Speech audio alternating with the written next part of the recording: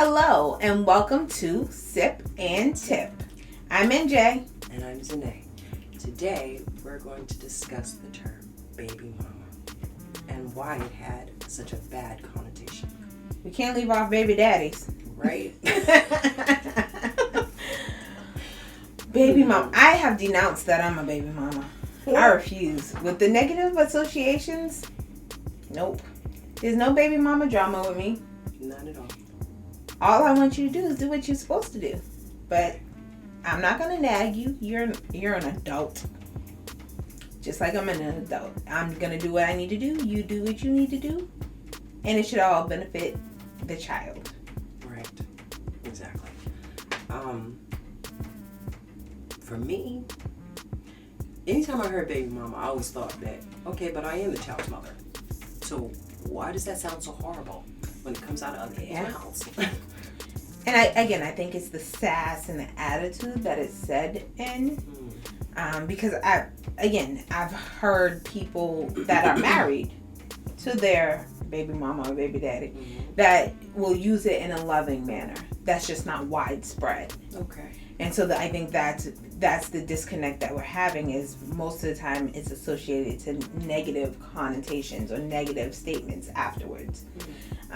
So I think that's where the disconnect for, parents come from, because you don't want to be the baby mama. You don't want to be the baby daddy. You want to be the child's mother or the child's father. I don't know of anybody or heard of anybody aspiring to be a baby mama or a baby daddy. It just sounds so horrible. I've heard people wanting to gain a lucrative lifestyle from having a child with a said person, but that's a whole different topic. So where, and I guess I might not even ever find this answer, but where did the negative connotation come from with the saying baby mama, baby daddy?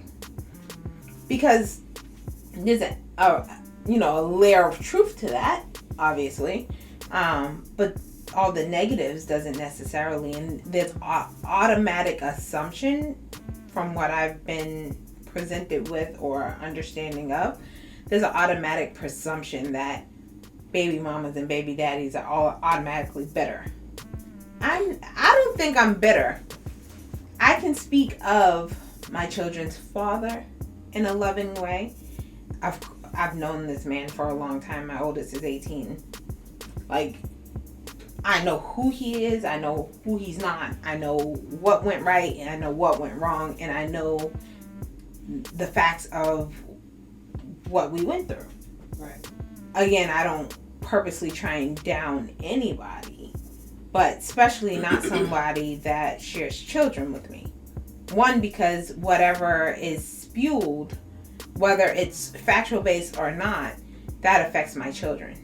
Especially at a younger age. Now, my children are old enough, they make the decisions that they want to make based off of either one of their parents. I don't try and change their understanding or their beliefs of any parent that they have. Whether they're step parents or their biological parents, their bonus parents, however you want to word it. I don't change their beliefs because that's for them to decide. I will hold their safety in mind when exposing them to things or people. I will try and guard them without persuading their understanding, but I will not speak negatively about someone. If a person is not of good character, I will simply just remove my child and explain to them what the concerns are in a general sense, whether it's about their safety, their education, their well-being, whatever that case may be, and move forward. Again, I wouldn't talk bad about someone that they're going to have to make a judgment on their self. Because again, my biases is not their biases. And whatever I see as an adult and can identify as an adult, they do not see or identify. And so with that being said, me being who I am, I do not chase adults. especially if I didn't birth you. Technically, my child's 18. Well, one of my children are 18. I still chase him a little bit. He's quote unquote legally an adult, but I birthed him, and I refuse to let him go astray just because he thinks he's grown. And again, not to discredit him, in some ways he is grown, but I did not raise my children to think like a 30-year-old successful man at the age of 18. Right. I mean, at 18, to me, you're still a baby. Right. I told that to the college people when they called for my daughter. No, she's still a teenager as far as I'm concerned. Whether you guys want to label it as an adult, no, she's still a teenager. So I understand your struggle there. Yeah, you're just learning a different caveat of life. You really don't know at 18 unless you've been on your own for a while. Then maybe you might know some stuff, but as you can tell, my children are sheltered. They do not know. Say, when you've led a sheltered life because you got your mom right there, making sure all your needs are met. Hence the term, you got a mom right here, and that's your child's mother. For those men watching, right? It's not just a baby mama. See? And same thing for the dads that are present in their children's life. Yes, you're there. Just because they hit that 18 mark does not make them grown, especially if you did not raise them in the manner which they could walk out your door and be successful. You know, everyone's going to have some slip-ups, some not so pleasurable moments as adults. But if you did not raise your child to walk out your door, have a full-time job, be able to support themselves, doing whatever it is that they feel like they can do in life, and I'm not throwing any shade on any profession, then by all means, your job's not done. Your job's not done. Because you did not prepare them for the adult world. And I know my job's not done with my 18-year-old because I did not raise him that way. I raised him so that at 18, he can work full-time. He can finish his school, whether he decides to go to college, trade school, whatever. He can do that while still staying in my home, saving money. So when he walks out my door, he's walking out to a deed, not a lease, not a finance, not a rent, a deed with hopefully half the house paid off at the minimum. So that is my thoughts. That's my process. That's what I do with my children. Not saying that everyone is equipped to do that, but your child should be able to walk out your home and have at least one foot on the ground ready to run. They should not be on banana peels on both feet, not knowing which way is up, not knowing how to go, how to be, how to do, how to obtain the things that they need. And I think that's where a lot of this negative talk comes from, is that the parents are associating their needs, their wants, their desires, their views of the other person or the other parent. And then they're tying in what the child could have benefited from if that person was the person you wanted them to be or you thought they were. And the fact of the matter is, people change. For good or bad, people change. For whatever reason, it didn't work out.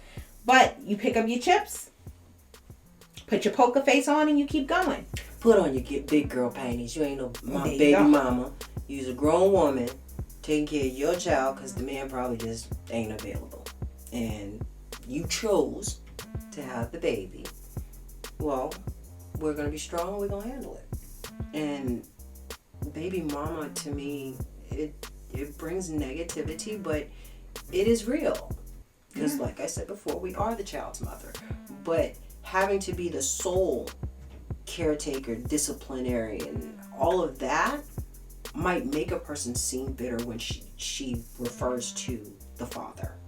And that's for the single parents, the single moms, or the single dads sometimes too. Right. Because that all of that is now dumped on just one individual. Right. Versus if it was two. So why did the mom get the negative title if she stays and she's taking care of the baby? She's doing the best she can, but yet she's baby mama. And I don't understand that. I think part of it honestly comes from a lack of communication. Or a lack of understanding. And I could speak in general, people are raised in different types of households. For me, I wasn't raised in a two-parent household. So for me, having one parent is okay. Right. Some people don't think that. So if you've had a child with somebody that believes once you get pregnant, maybe, or, once you have a child together, marriage is supposed to be the thing, that's automatically going to raise resentment because you're not on the same page in the beginning. True. Or if you have someone that was raised in a household where their parents as children did their thing, they went out and they had children out of wedlock even though they were married, or something along those lines, and the reason why you guys are not together might be because they want to soil their royal oats, or something along that marriage that just didn't work. Right, something along that lines. Again, there's gonna be some negative feelings associated with that joint venture because you're not on the same page. And I think that's really what's missing, especially in the younger parents. And I could speak for myself when I was a younger parent. We didn't sit down and say, this is what I think the structure should be for our child. This is what I think is important for my child. This is what I think, whatever is important to you at that time. And that conversation needs to continue. But I think the problem is that there's lack of communication. True enough. I mean, I was married with my first child, and I don't recall us ever actually having the conversation, but the relationship didn't last. Right. Relationships sometimes don't last, and you outgrow one another. But that doesn't mean you neglect the child. For some reason, you have to find it in your heart to still be there for that child, even if you're not in a relationship with the parents. And so I just want to address one thing, because it's real. As much as I don't like to admit it, it is real. There are some people, man or a woman, that will hold their children or child as a pawn in the relationship. Right. Oh, you can see your child if you come over, and no. Right. It's not okay to keep your child away from their father or their mother just because you have another reason. That's right. Another inkling, another agenda, if you will. Unless that person is harming that child. Right. There's no reason to keep that child from there. Right. There's gonna be times where you have to suck it up and not like the fact that the other parent is maybe with somebody way before you think that they should be, or with somebody that you don't agree with. Right. Voice your opinion. That could be where the baby mama drama came in, or the baby mama issue came in, because a lot of times if a male decides to have another relationship and believe that, I'm gonna bring my son or my daughter around this individual. Okay, but you can't do that without the mother, the sole provider and caregiver of that child, knowing that individual. Because if that individual is harmful in any way, says negative things to that child, the child's going to come back home and feel some kind of way. And so I see that, but again, and this goes back to that parent being a parent. Because if that parent's a parent, and that parent is parenting that child, that parent should know no negativity about that biological parent should be spewed, whether it's by the bonus parent or not. Right. That child should be oblivious as to how you really feel about somebody else, because that child is not the bearer of that news or that weight of that news. That is not that child's place. That child should be loved and not feel the negativity, and not should be put in a place where they have to choose between any of their parents, whether it's bonus parents or other. I can agree with that. I know my children knew their bonus parent before I did. And I wasn't mad at the fact that my children knew the bonus parent. I was mad at the fact that you left these children with someone that you've only been with for a month. That's what I was trying to get at. Because you're not going to leave your child with somebody that, I'm sorry, if you're the parent and I'm telling you can have your child for the weekend and you decide you want to go out, but you're leaving your significant other, your new significant other, to watch my kids, that's a problem, especially if I didn't meet them. I don't know them. And I don't know that they're not cheating on you when you go. And I don't know a whole lot of things. Right. And for me, my issue was the fact of I was the one doing most of the stuff. You don't know the children well enough to know that maybe when they're nervous, they do a certain thing. Or maybe when they're uncomfortable, they do a certain thing. And if someone's not allowing them to call their mom because they're nervous, or they're having this little caveat of whatever is resonating with them to discuss it because they don't feel comfortable, that's a problem for that child. Right. I'm not really concerned that other person is there. I don't necessarily care as long as they're not harming my children, but I do care when people don't know my children and my children does not feel comfortable communicating or is not able to call me and communicate what they need. That's where my problem comes in. Because again, I leave my children with childcare providers. I don't know them. And again, that's it is slightly different, but for a working mom, I have to do these things. So to a degree, I get it, and I equip my children to know what they need to do. I'm not saying that they have full power to do everything I would like them to do, but I equip them to know. But being that I entrusted them, and not that it's my responsibility to entrust them with their biological parent, but the fact that I dropped them off with their biological parent should be able to make sound decisions. If I find that to be untrue, then that's a different conversation. Because again, if you're not communicating with the other parent in an effective manner as to what should be done for these children or what is appropriate for these children, and again, some people are not able to conceptualize what is appropriate. Right. But if you're communicating that and you know through communication that you cannot see eye to eye, then that's one red flag. And again, just because it's your way does not mean it's the right way. You have to be open to some type of compromise, again, as long as it's appropriate for that child. I'm not saying that a 2-year-old should be up at 3 a.m. hanging out across the city. Like that's not what I'm saying, and I don't see why that's appropriate. But if you have a 17-year-old and y'all are out at the movies, or if they're able to be out during that time with the parent, all right, no problem. I bring my son, when he was, 16, 17, we would go bowling at the bowling alley at 2 a.m. if we're both up before COVID. Again, nothing wrong with that because we're out together. He's supervised. He's not getting into trouble. But I wouldn't bring my 2-year-old out to go bowling or whatever. He's in the stroller. He's fine. No. Like there's definitely a difference. But it's you got to kind of use your judgment. I've heard of people arguing about being out at family members' house until 3 a.m. with a 5-year-old.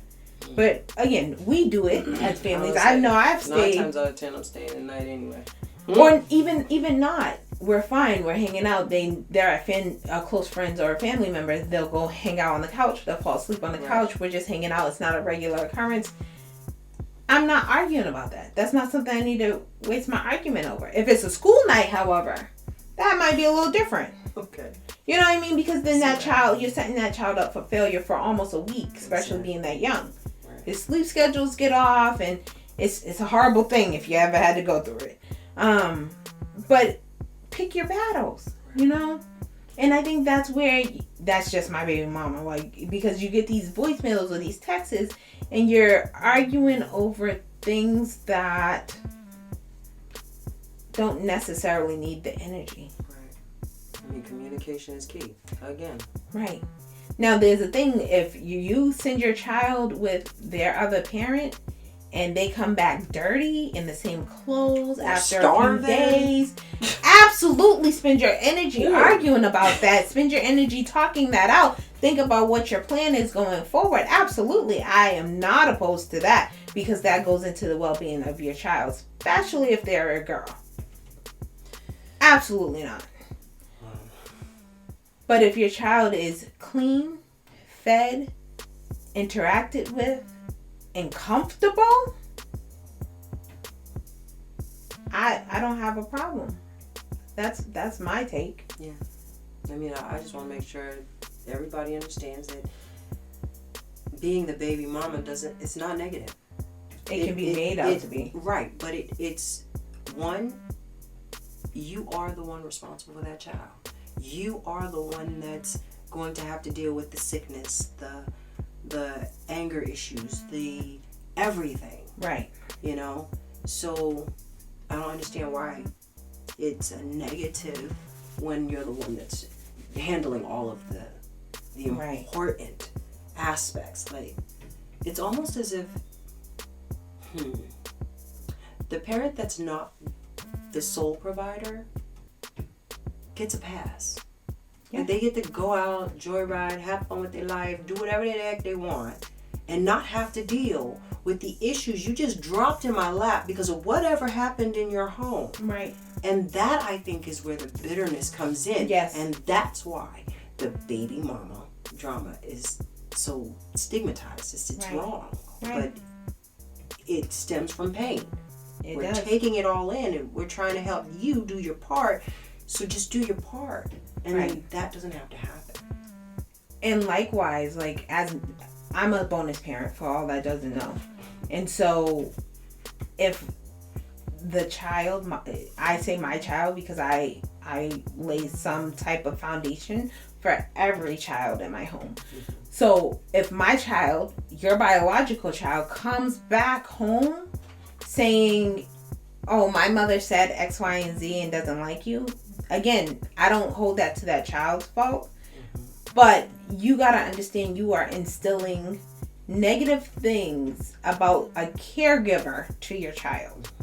Whether you like me or not, whether you like what I do or not, your child is cared for.